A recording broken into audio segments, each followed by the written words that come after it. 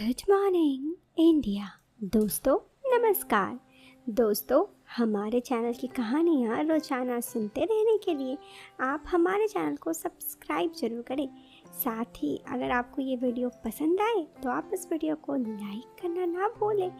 चलिए दोस्तों अब इस कहानी को शुरू करते हैं। साथ ही एक और बात, इस कहानी को सुनते वक्त आप चाहो तो ईयरफोन या फिर हेडफोन का उपयोग कर सकते हो। इससे ना इस कहानी की ऑडियो क्वालिटी आपको पसंद आएगी जब आपके कानों तक पहुंचेगी। चलो अब इस कहानी को शुरू करते हैं। मैं रूपा। ये बात मेरी ज़िंदगी की दास्तां आज से करीब 1 साल पहले की है, जब मेरी शादी नई नई हुई थी। मैं अपने शादीशुदा ज़िंदगी के बहुत सारे सपने लेकर अपनी ज़िंदगी का शुरुआत कर रही थी। ये तो आम बात है, हर लड़की के लिए शादी और शादीशुदा ज़िंदगी बहुत ही खास होता है।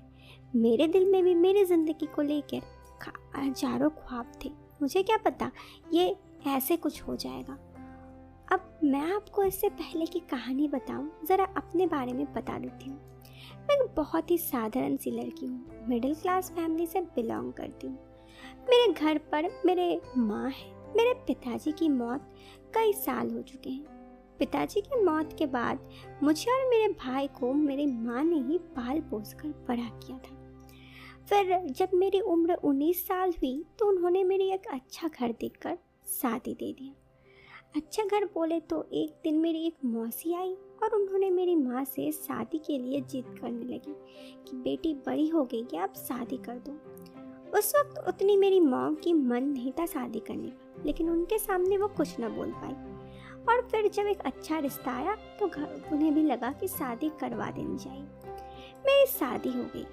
मेरे ससुराल में मेरे ऐसे तो सास ससुर थे, लेकिन मेरे पति बाहर रहते अपने काम के सिलसिले में। इसी वजह से मैं भी उनके साथ बाहर रहने लगी। मुझे ऐसे भी ऐसा ही परिवार चाहिए था जहाँ पर मैं अपने पति के साथ अलग रह सकूं। ऐसे ही काफ़ी दिन गुजर गए।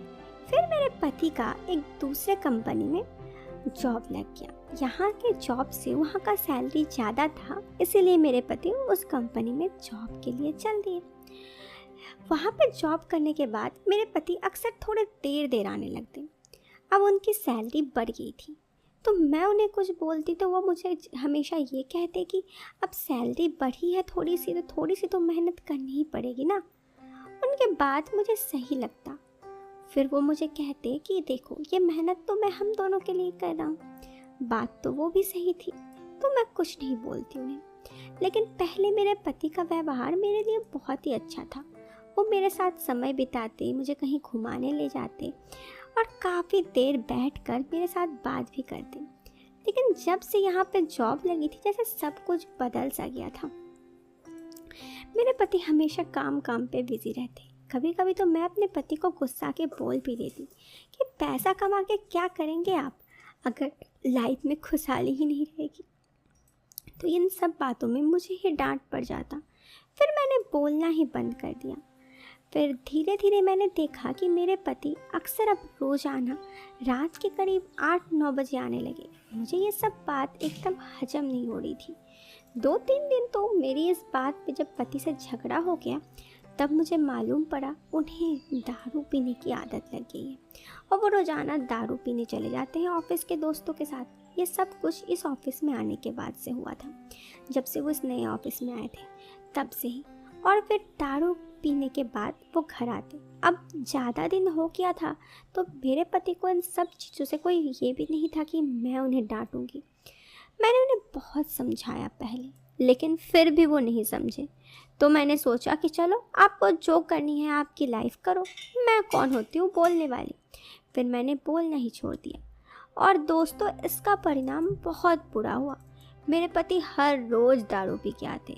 मैं तो इतनी ज़्यादा परेशान हो गई थी, समझ ही में नहीं आ रहा था क्या करूं। लेकिन आखिर लड़की हूँ, अब मायके तो जा नहीं सकती, इसीलिए मैंने कुछ नहीं कहा। बस मेरे पति को बहुत समझाया, लेकिन लगता था मानो ये समझाना बहुत देर हो गई है। मेरे पति कुछ भी सुनने को तैयार ही नहीं थे। हर रोज़ वो दारू पी के ही आते और मुझे भी काफ़ी खड़ी खोटी सुना देते। मुझे ये सब चीज़ बहुत बुरा लगता। ऐसे ही काफ़ी दिन बीत गए। मेरे पति दारू के नशे में इस तरह धुत हो चुके थे कि उन्हें ये तक समझ में नहीं आ रहा था कि क्या सही है क्या गलत। वो अपने सारे पैसे दारू के नशे में उड़ा देते। कदर कुछ यूँ हो गया कि यूँ तो हम रहते थे रेंट के हाउस में, अब हर महीने की रेंट हमें बहुत ज़्यादा लगने लगी। मैंने अपने पति को बहुत समझाया तो वो फिर भी ना समझे। अंततः मैंने सोचा कि देखते हैं कितना दिन क्या होता है।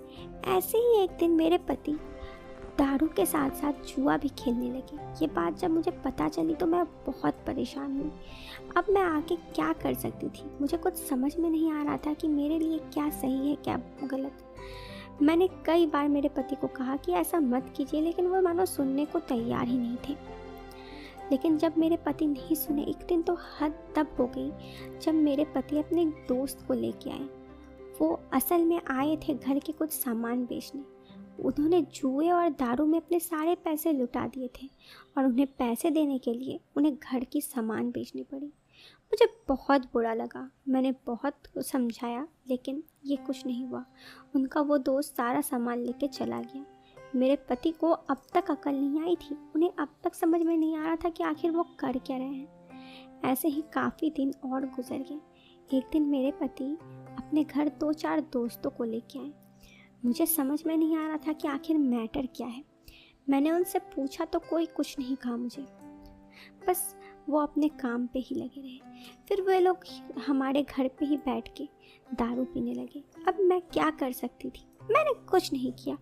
लेकिन दोस्तों हद तो तब हो गई जब मेरे पति के कुछ दोस्त मेरे पास आए और मुझे वहाँ जाने के लिए कहे। मैं वहाँ नहीं गई तो वो लोग मुझे वहाँ पे ले गए और कहे कि दारू के नशे में मेरे पति ने ये सब हार दिए थे और इसीलिए वो यहाँ पे आए हैं मुझे ले जाने के लिए। मुझे समझ में नहीं आ रहा था अब मैं क्या करूँ।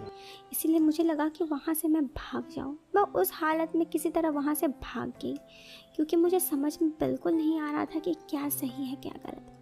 मुझे लगा कुछ दिन बाद तो सब कुछ सही हो ही जाएगा।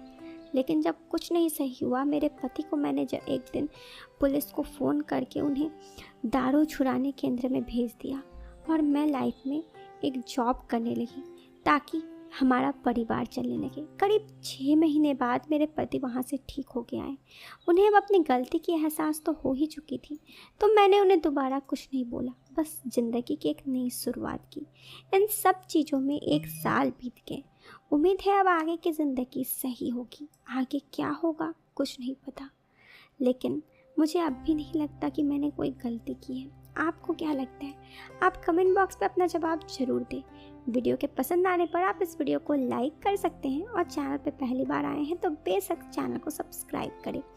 मिलते हैं फिर एक नए वीडियो में एक नए और इंटरेस्टिंग टॉपिक के साथ। Till then bye bye, take care.